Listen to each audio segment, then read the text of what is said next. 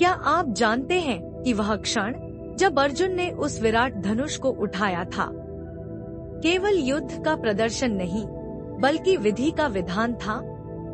वह क्षण जब द्रौपदी ने अपने पति को चुना वो केवल प्रेम नहीं था, वो युगों के संतुलन की नींव थी। इस स्वयंवर में सिर्फ राजाओं की स्पर्धा नहीं थी, यहाँ देवताओं की इच्छाएं, ऋषियों के आशीर्वाद और काल की योजनाएं टकरा रही थी। स्वयंवर के उस एक पल में छिपा था वो संकल्प जो पूरे महाभारत की दिशा तय करने वाला था।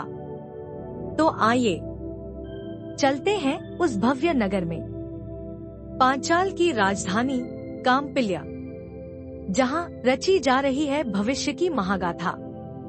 उस दिन सूर्य कुछ अलग ही तेज से चमक रहा था, जैसे वह जानता हो कि आज की रश्मियों के साथ एक ऐसा अध्याय आरंभ होने वाला है जो न केवल आर्यावर्त के भविष्य को आकार देगा बल्कि धर्म, प्रेम और भाग्य की रेखाओं को भी पुनः परिभाषित करेगा।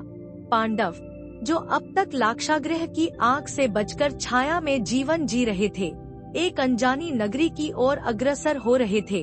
उनकी देह पर ब्राह्मणों के वस्त्र थे, माथे पर चंदन का तिलक, हाथों में कमंडल और चेहरों पर संयमित मुस्कान, पर भीतर ही भीतर उनकी नसों में क्षत्रिय रक्त की ज्वाला अभी भी दहक रही थी।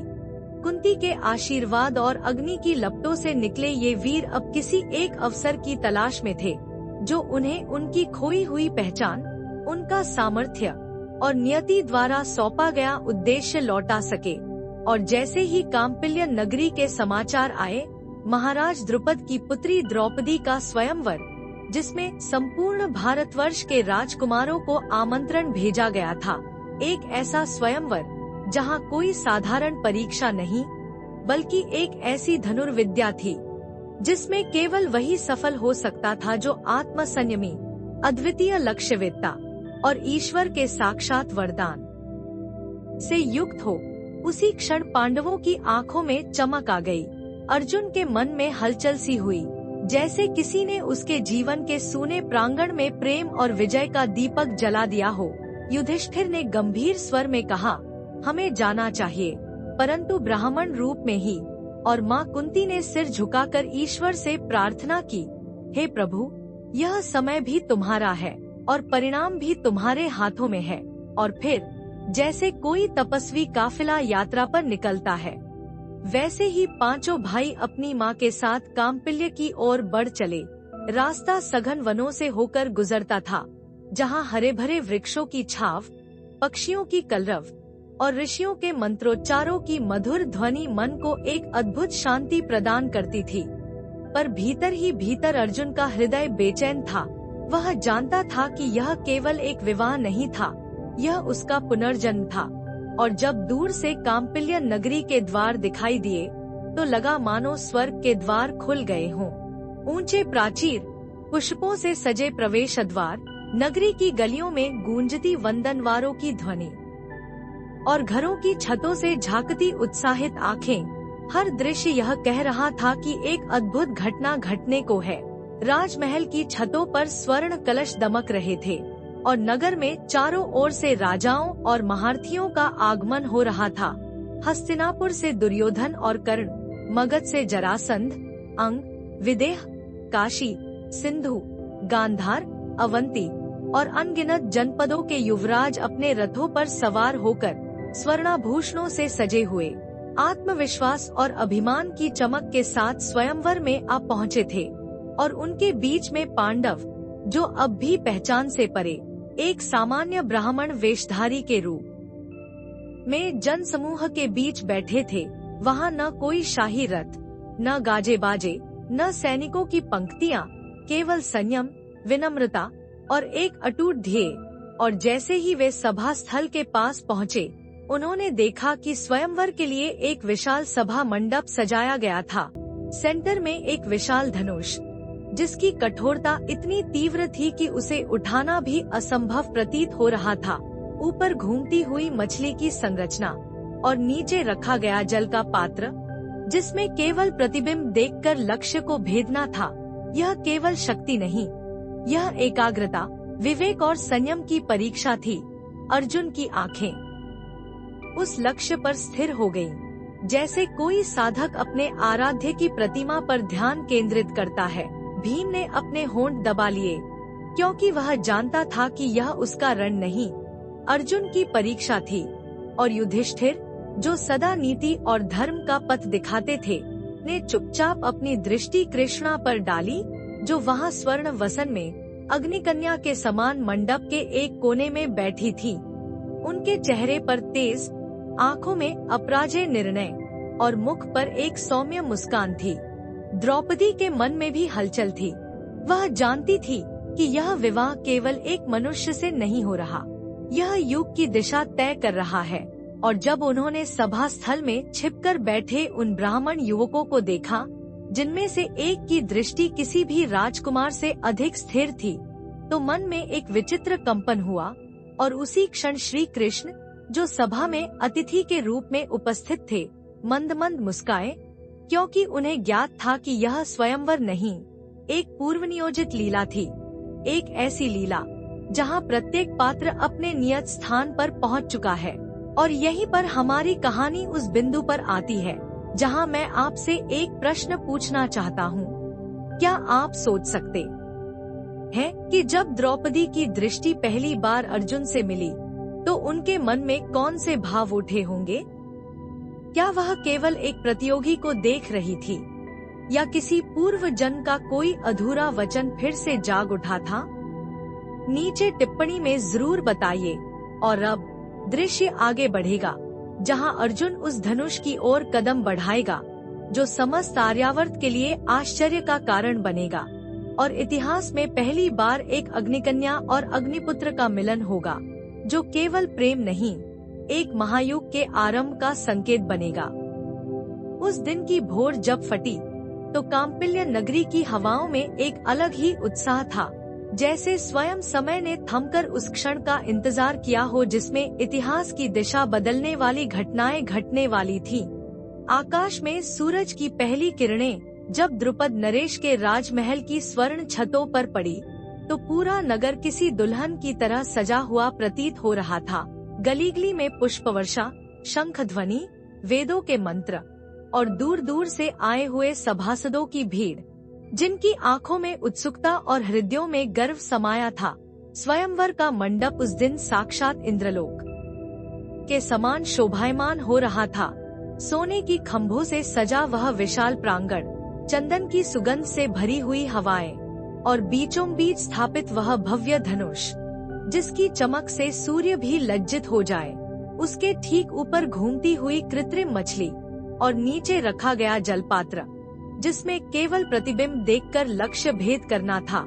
यह न केवल एक परीक्षा थी, बल्कि अहंकार और आत्मा की लड़ाई का मैदान था, जहां शक्ति, धैर्य और आत्मनियंत्रण की असली परीक्षा होनी थी। और एक और मंडप में अग्निकन्या द्रौपदी स्वर्णालंकारों से सजी, नील वसन में शांत, किंतु भीतर से तूफानी सभा को निहार रही थी। उनकी दृष्टि बार बार उस धनुष की ओर जाती थी, मानो वह किसी संकेत का इंतजार कर रही हो। और उनके समीप बैठी थी सखी सुभद्रा, जो हर आगंतुक को देखती और कानों में कुछ फुसफुसा देती। तभी एक के बाद एक वीर महारथी सभा में उपस्थित होने लगे।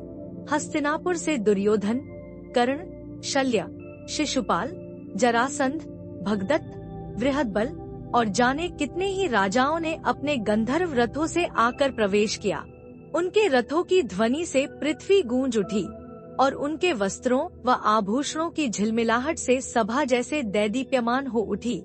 हर राजा अपने अभिमान और वीरता के साथ वहां आया था।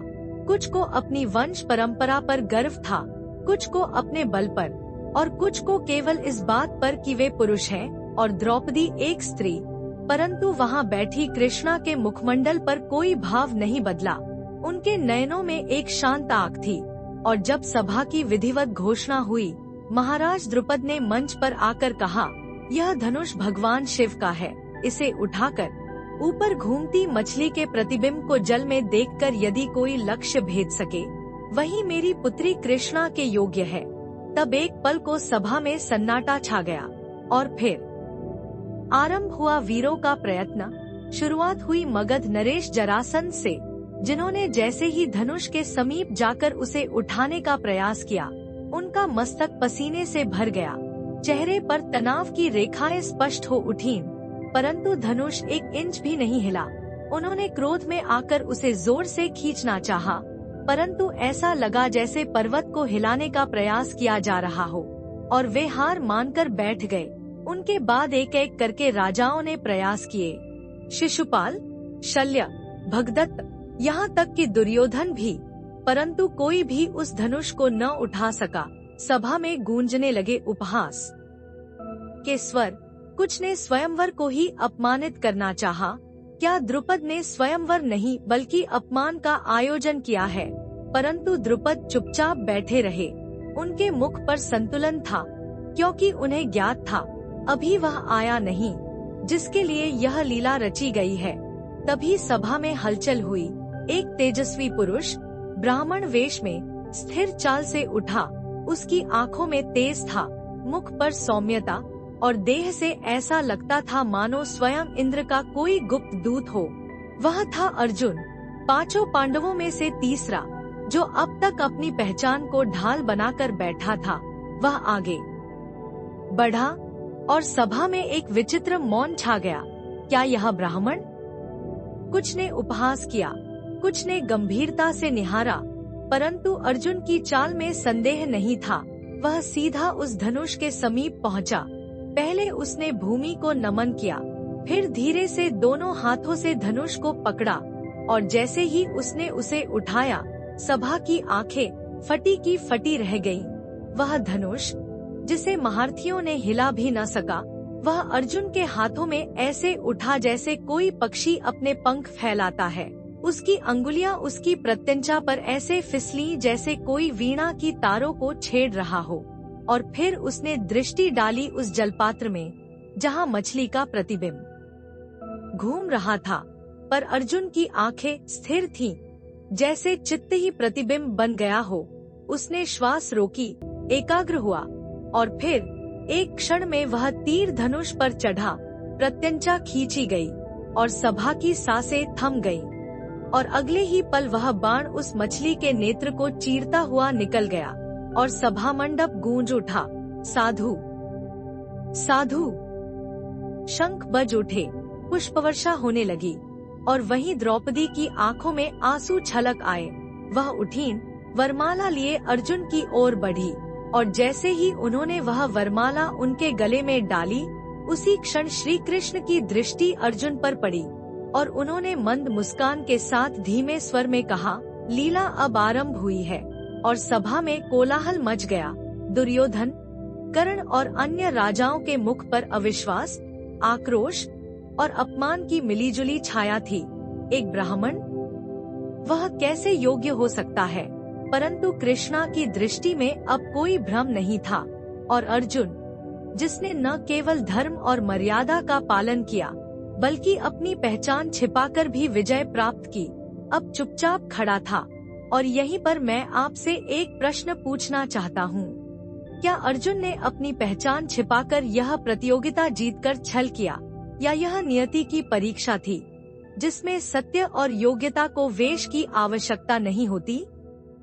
सभा में जैसे ही द्रौपदी ने अर्जुन के गले में वरमाला डाली, क्षण भर के लिए मानो समय ठहर गया, और उस ठहराव के भीतर जन्मी एक ऐसी हलचल जिसने सभा में बैठे समस्त राजाओं की आत्मा को झकझोर दिया। जहाँ कुछ के मुख पर आश्चर्य था, वहाँ कुछ की आंखों में जलन की ज्वाला जल उठी।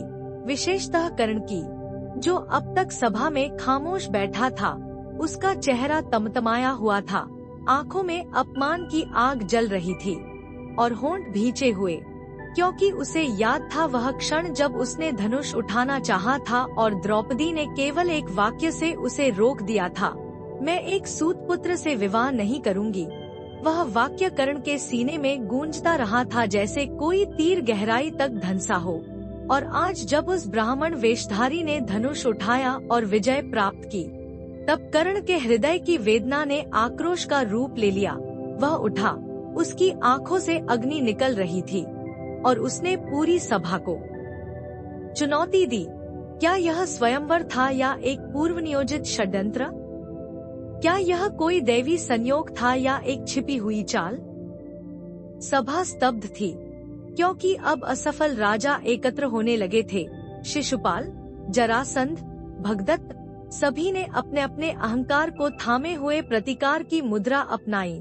परंतु तभी शांत और सौम्य स्वर में श्री कृष्ण उठे और उन्होंने कहा, राजन, यह स्वयंवर था और यह विजय एक ऐसे पुरुष को मिली जो न केवल सामर्थ्यवान है बल्कि धैर्य और विनम्रता से युक्त भी।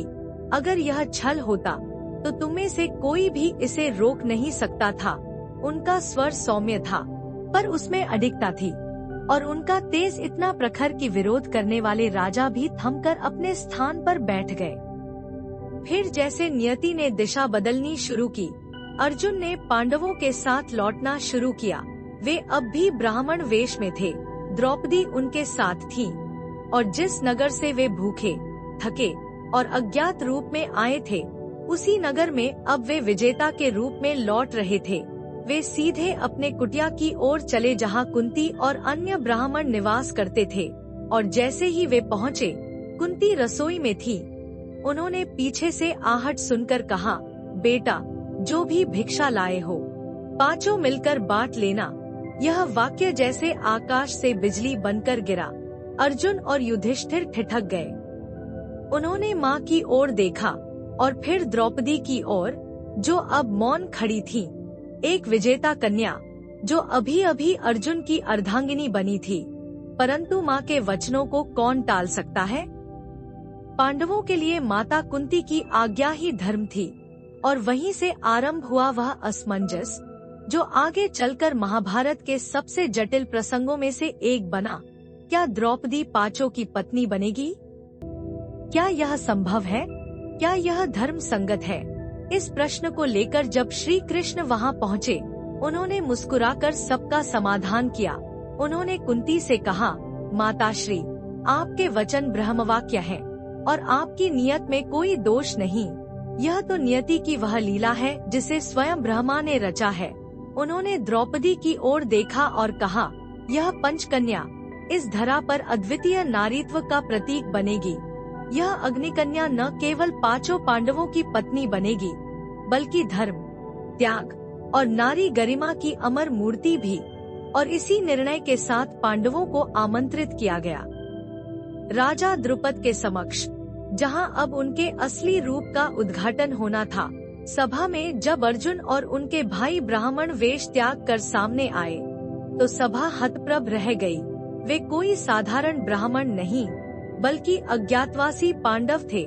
हस्तिनापुर के वैद उत्तराधिकारी धर्मराज युधिष्ठिर, धनुर्धर अर्जुन, बलशाली भीम और सहदेवन कुल जैसे महारथी। राजा द्रुपद की आंखों में आंसू छलक आए, क्योंकि वह स्वयं इस विवाह की भविष्यवाणी के अधीन था और अब वह भाग्य के चरणों में झुका। उसने सहर्ष अपनी कन्या का पाणिग्रहण उन पांचों वीरों के साथ स्वीकार किया और फिर आरंभ हुई वह अद्भुत विवाह परंपरा जो इतिहास में कभी देखी या सुनी नहीं गई थी। पांचों पांडवों ने द्रौपदी से विवाह किया, परंतु एक धर्म व्यवस्था के अंतर्गत, जहां प्रतिवर्ष एक पांडव उसके साथ रहेगा, जबकि अन्य 4 संयम का पालन करेंगे और उस धर्म की सीमा का उल्लंघन कोई नहीं करेगा। यह न केवल विवाह था, बल्कि संयम, समानता और त्याग का प्रतीक बन गया। और द्रौपदी अब केवल किसी की पत्नी नहीं, बल्कि धर्म की वाहिका बनकर समस्त आर्यवर्त की स्त्री गरिमा की मिसाल बन गई। और इसी कथा के अंत में मैं आपसे पूछता हूँ, कुंती द्वारा बिना देखे पांचों मिलकर बांट लो कहना, क्या यह केवल एक दुर्घटनावश हुआ वाक्य था या ईश्वर की प्रेरणा से निकली कोई भविष्य दृष्टा वाणी? अपने विचार नीचे टिप्पणी में जरूर बताएं। जैसे ही द्रौपदी का विवाह पंचपुत्रों से संपन्न हुआ, सभा में एक नाटकीय मौन छा गया, जो एक और उत्सव की ध्वनियों से भरा हुआ था, वहीं दूसरी ओर गंभीरता और चुनौती का प्रतीक भी बन चुका था। लेकिन उस वक्त कोई यह नहीं जानता था कि वह अगला क्षण भारतीय इतिहास का सबसे निर्णायक क्षण बनने जा रहा था। उसी क्षण जब पांडवों के विवाह की स्वीकृति को लेकर मंत्रणा हो रही थी, एक आंतरिक हलचल ने हस्तिनापुर के सिंहासन को हिला दिया। द्रौपदी, जो इस अद्भुत विवाह में सहभागी हुई, अपनी समस्त वैभव और सौंदर्य के साथ पवित्रता का प्रतीक बन चुकी थी, और अब वह केवल एक पतिव्रता न होकर एक आदर्श स्त्री के रूप में भी हर व्यक्ति की कल्पना में बसी हुई थी। यद्यपि उसकी आंखों में पंख फड़फड़ा रहे थे, वह यह देख रही थी कि यह विवाह न केवल उसकी बल्कि समस्त पांडवों की नई दिशा का प्रारंभ था। लेकिन तभी एक नए घटनाक्रम की शुरुआत हुई। सभा के बाहर से धीमे धीमे कदमों की आवाज आ रही थी, और वह आवाज कुछ ऐसी थी जैसे किसी महापराक्रमी योद्धा के कदमों का संकेत हो। वह आवाज तेज होती गई, और तभी अचानक सभा के द्वार पर अर्जुन प्रकट हुए। उन्होंने ब्राह्मण वेश में प्रवेश किया, लेकिन उनके चेहरे पर एक आत्मविश्वास की चमक थी जो किसी भी साधारण व्यक्तित्व से मेल नहीं खाती थी। जैसे ही वह सभा में पहुँचे, पूरी सभा की नजरें उन पर टिक गईं, और लोग आहिस्ता आहिस्ता चर्चा करने लगे कि यह कौन हो सकता है। अर्जुन की आंखों में एक अजीब सी चमक थी, जो न केवल विजेता की पहचान दिखा रही थी, बल्कि यह भी बता रही थी कि वह एक विशेष उद्देश्य से यहाँ आए हैं। सभा में लोग समझ नहीं पा रहे थे कि वह किस मंशा से आए हैं, लेकिन जैसे ही उन्होंने कर्ण और दुर्योधन के बीच एक गहरी टकराव की स्थिति देखी, अर्जुन ने बिना किसी संकोच के सभा के मध्य में कदम रखा और अपने आत्मविश्वास से हर आंख को अपनी ओर आकर्षित कर लिया। उन्होंने द्रौपदी की ओर देखा और एक गहरी नजर से कहा, आज जिस स्त्री ने स्वयंवर के माध्यम से संसार को यह संदेश दिया है कि वह केवल श्रेष्ठता को स्वीकार करती है, वह द्रौपदी न केवल मेरी पत्नी है, बल्कि भविष्य में हमारे साम्राज्य का प्रतीक बनेगी। अर्जुन का यह वाक्य सुनकर सभा में एक हलचल मच गई, और दुर्योधन तथा कर्ण की आंखों में नफरत की लहर दौड़ गई। अर्जुन की बातों का जादू उस क्षण में एक विशेष ऊर्जा का संचार कर गया था। कर्ण, जो पहले से ही अर्जुन से जलता था, अपने क्रोध को नियंत्रण में रखने की कोशिश कर रहा था। उसकी आंखों में जो जलन थी, वह किसी समुद्र की तरह उठने लगी, लेकिन फिर भी उसने चुप्पी साधी, क्योंकि कर्ण जानता था कि इस समय कुछ भी कहना उसके लिए महंगा पड़ सकता है। वहीं दुर्योधन का चेहरा पूरी तरह से आक्रोश से रंग गया था। वह सोच रहा था, क्या ये पांडव, जिनकी पहचान अब तक किसी के लिए भी स्पष्ट नहीं थी, आज इतने आत्मविश्वास से कैसे बोले जा रहे हैं। अर्जुन के शब्दों ने न केवल पांडवों को गौरवान्वित किया, बल्कि द्रौपदी को भी एक नई दिशा दी। वह अब केवल एक पत्नी नहीं, बल्कि सम्राट की पत्नी के रूप में देखी जा रही थी। अर्जुन ने द्रौपदी से कहा, तुम केवल मेरी पत्नी नहीं, बल्कि पांचों पांडवों के साथ हमारे साम्राज्य की अधिष्ठात्री बनोगी। यह वाक्य केवल एक विवाह का वचन नहीं था, बल्कि एक नए साम्राज्य की नींव का संकेत था। द्रौपदी ने अर्जुन की ओर देखा और एक शांत मुस्कान के साथ सिर झुका दिया, मानो वह अब अपनी पूरी जिम्मेदारी को समझ चुकी थी। दूसरी ओर दुर्योधन और कर्ण ने अर्जुन के इस आत्मविश्वास को चुपचाप महसूस किया, लेकिन दोनों में से कोई भी इस वक्त कुछ नहीं बोल सका। कर्ण की आत्ममंथन करने वाली आंखें उसकी नजरों में छुपी हुई थी, लेकिन वह जानता था कि यह एक साधारण युद्ध का मुद्दा नहीं, बल्कि आने वाले समय की महाक्रांति का संकेत था। फिर से श्री कृष्ण ने द्रौपदी और पांडवों के बीच एक नई समानता और एकता की भावना को व्यक्त किया। उन्होंने कहा, यह नहीं केवल विवाह है, बल्कि एक नई दृष्टि का प्रारंभ है। यह पांडवों का उद्देश्य अब केवल भूमि और राज्य से ज्यादा बड़ा होगा, और जैसा कि श्री कृष्ण ने कहा, वैसे ही पांडवों की नियति स्पष्ट हो गई। यह महाभारत के युद्ध से पहले की एक अजीब शांति थी, जहां पांडवों की शक्ति और सामर्थ्य धीरे धीरे दुनिया के सामने आ रही थी। यह सब कुछ देखने के बाद एक प्रश्न मन में उठता है, क्या अर्जुन का प्रवेश कर्ण और दुर्योधन के लिए केवल एक चुनौती था, या यह स्वयं महाभारत के युद्ध की अनदेखी चाल थी, जिसमें पांडवों ने केवल अपने आत्मविश्वास के माध्यम से दुर्योधन और कर्ण के अहंकार को चुनौती दी? आपका क्या ख्याल है?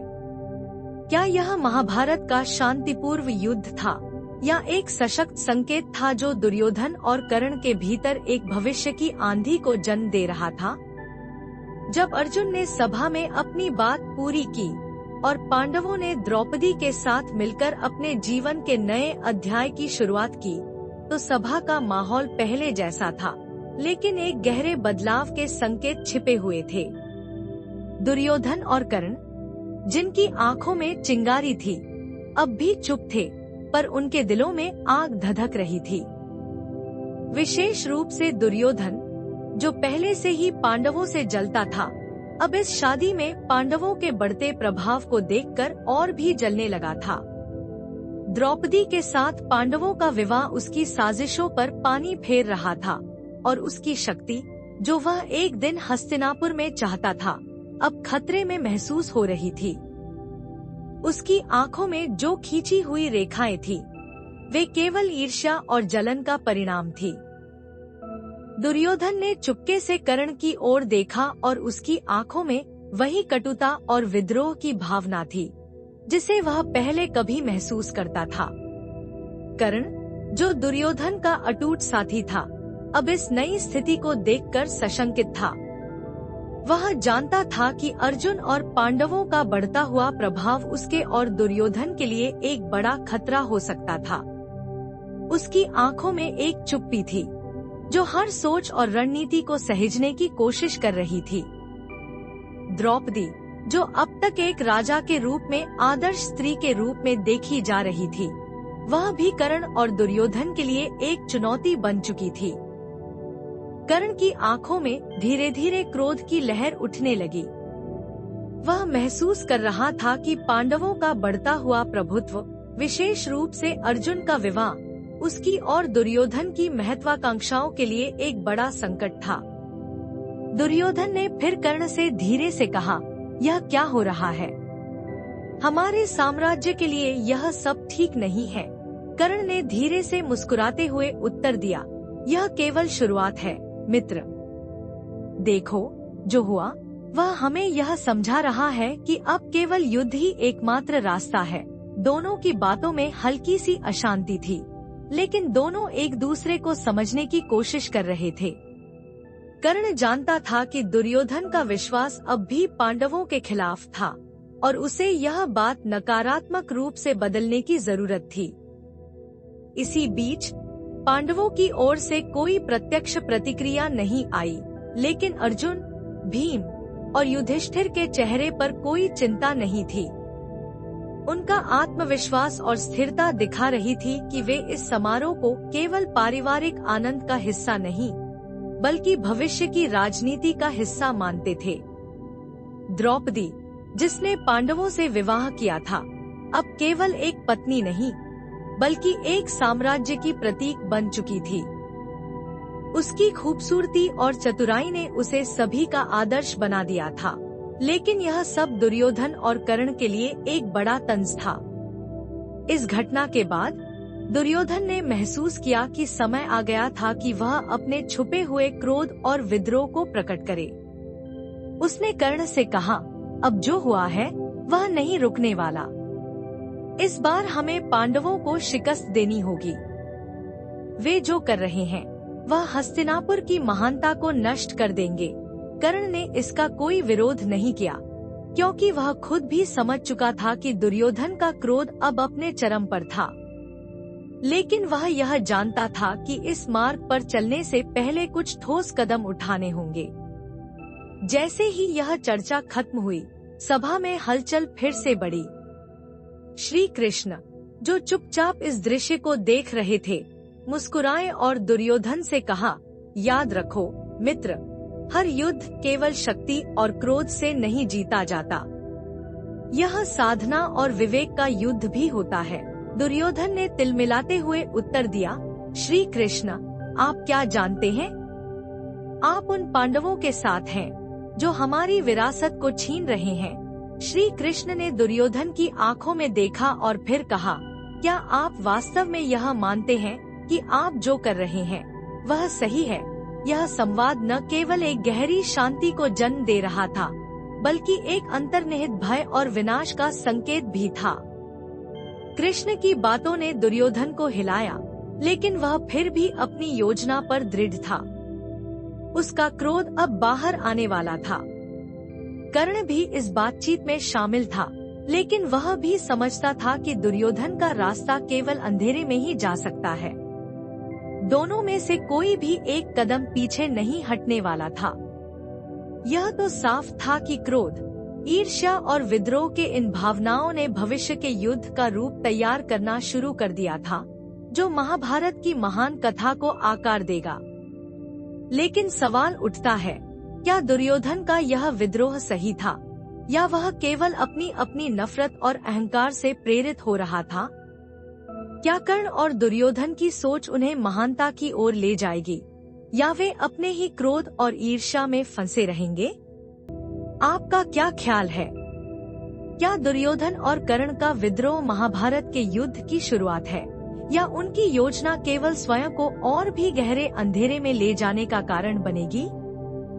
द्रौपदी, जो एक अति सुंदर, गौरवशाली और शक्तिशाली राजकुमारी थी, अब एक ऐसा मोड़ देख रही थी जो उसके जीवन का सबसे महत्वपूर्ण क्षण साबित होने वाला था। जब उसने अपनी आंखों से पांडवों को देखा, तो उसमें एक अजीब सी शांति थी, लेकिन साथ ही एक गहरी चिंता भी। यह कोई सामान्य विवाह नहीं था, यह एक संघर्ष था, एक राजनीतिक निर्णय था, और सबसे अहम, यह एक ऐसा संकल्प था जो उसकी और पांडवों की किस्मत को हमेशा के लिए बदलने वाला था।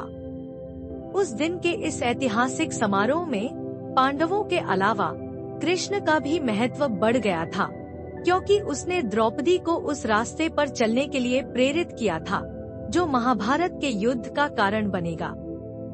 द्रौपदी का वरण, एक तीव्र और पवित्र संस्कार, केवल प्रेम या विवाह का नहीं था।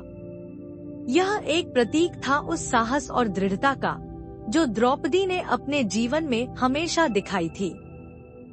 जब उसने अपनी आंखों से यह देखा कि पांचों भाई एक एक करके उसके सामने आकर उसे सम्मान दे रहे थे, उसकी नजरें थोड़ी भारी हो गईं। उसकी आंखों में शंका और डर था, क्योंकि वह जानती थी कि यह उसका व्यक्तिगत निर्णय नहीं था, बल्कि एक सामूहिक विश्वास था। पांडवों ने एक दूसरे की आंखों में देखा, जैसे कोई गहरा वचन लिया हो, जैसे यह विवाह केवल उनकी जिम्मेदारी नहीं, बल्कि एक सामूहिक भविष्य की शुरुआत हो। यह सब एक लंबे खेल का हिस्सा था, जिसमें उसे अपनी स्वतंत्रता और इच्छाओं को भी पांडवों के बीच साझा करना था। द्रौपदी, जो पहले एक राजा की बेटी थी, अब एक नई जिम्मेदारी का बोझ महसूस कर रही थी। यह उसका व्यक्तिगत वरण था, लेकिन इसमें केवल उसका प्यार या सम्मान नहीं था। इस विवाह के पीछे एक पूरी राजनीति थी, एक पूरी योजना थी, और एक भविष्य था जो उसे और पांडवों को एकजुट कर देगा। द्रौपदी के मन में कई सवाल थे, जो शायद उसने किसी से नहीं पूछे थे, लेकिन उसकी आंतरिक आवाज ने उसे शांत रहने का निर्देश दिया। वह जानती थी कि इस समय उसके पास अपनी पूरी स्थिति को समझने और आत्ममंथन करने का समय नहीं था, क्योंकि समय बहुत तेजी से गुजर रहा था।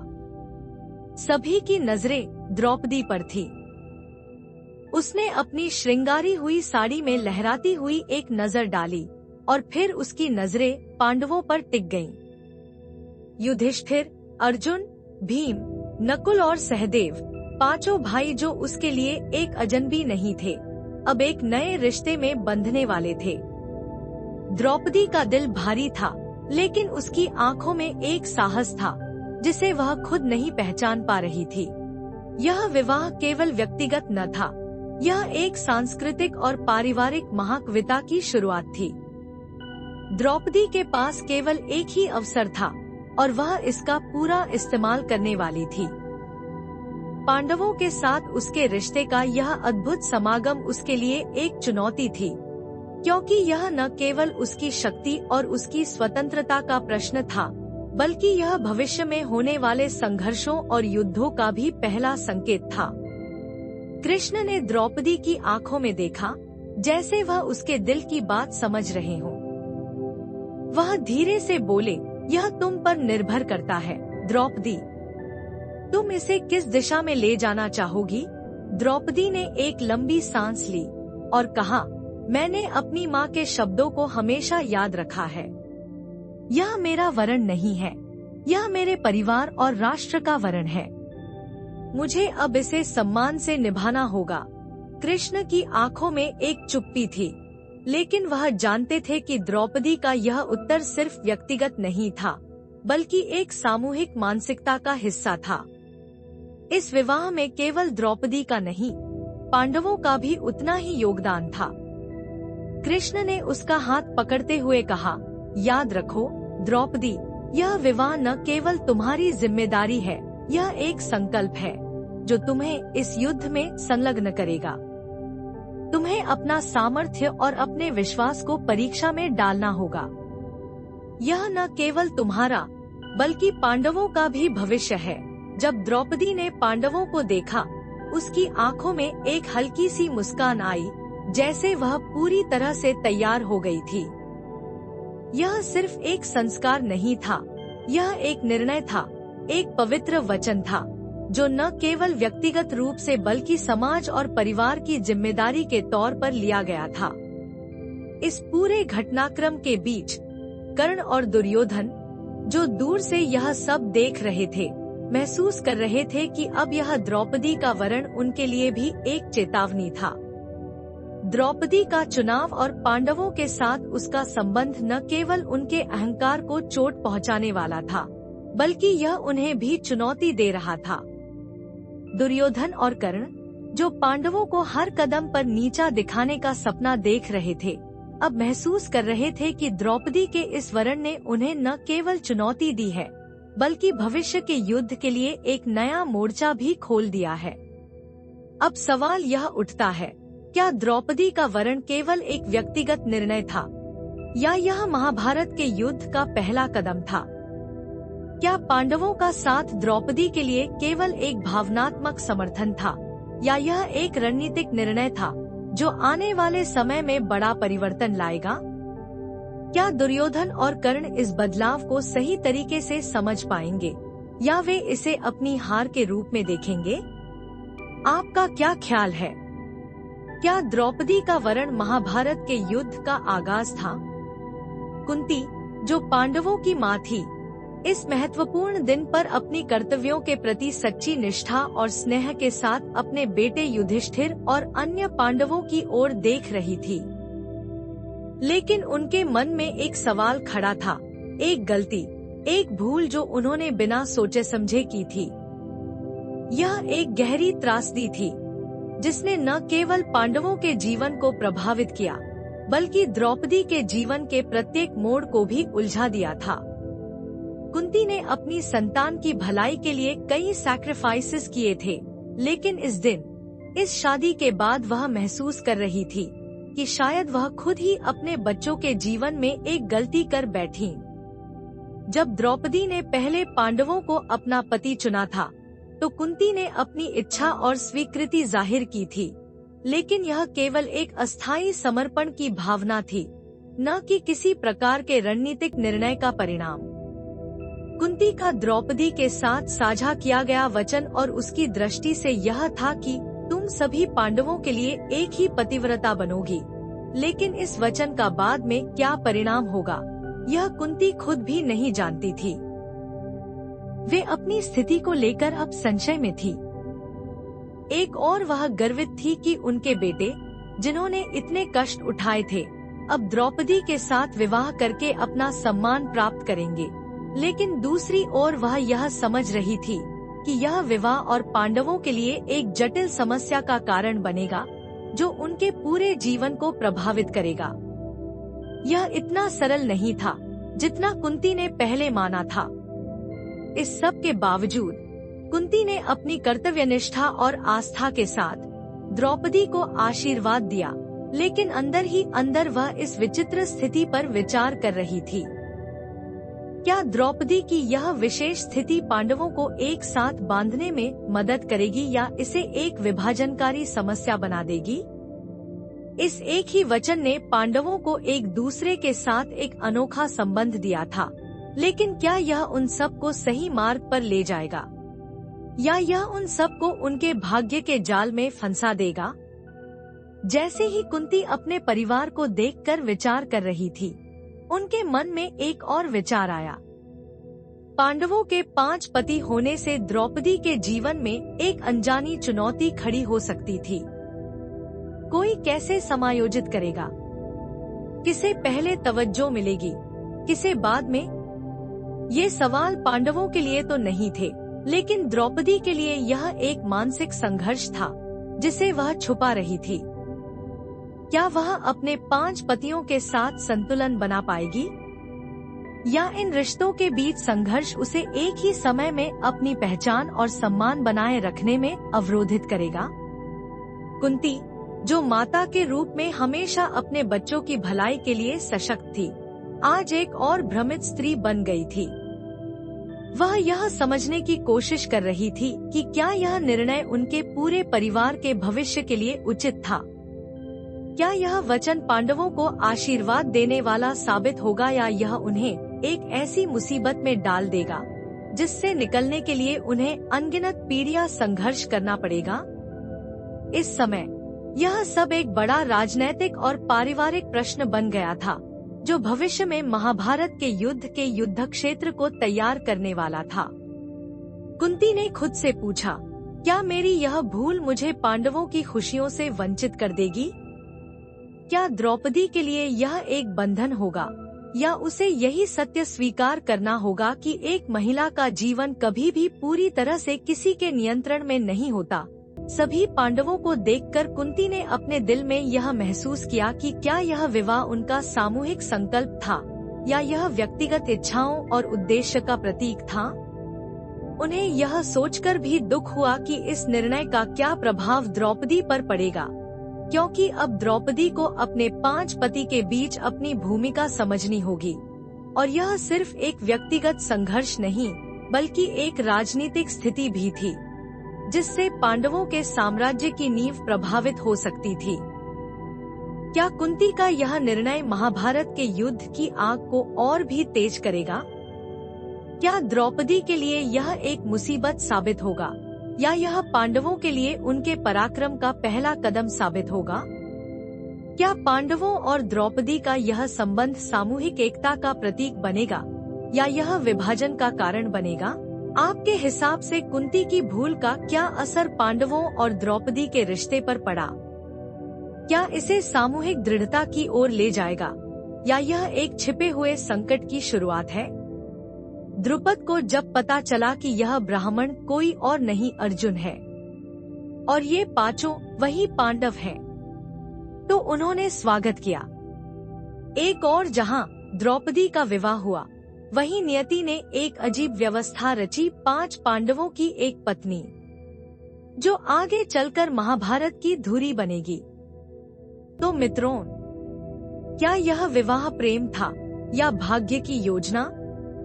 क्या द्रौपदी वास्तव में अर्जुन को ही चाहती थी, या वह पहले से जानती थी कि उसे 5 पतियों की रानी बनना है? अपने उत्तर नीचे कमेंट करें। अगले एपिसोड में मिलेंगे उस रहस्य के साथ जब युधिष्ठिर को पांचाल राज्य का एक टुकड़ा प्राप्त होता है और कुरु वंश में हलचल शुरू हो जाती है।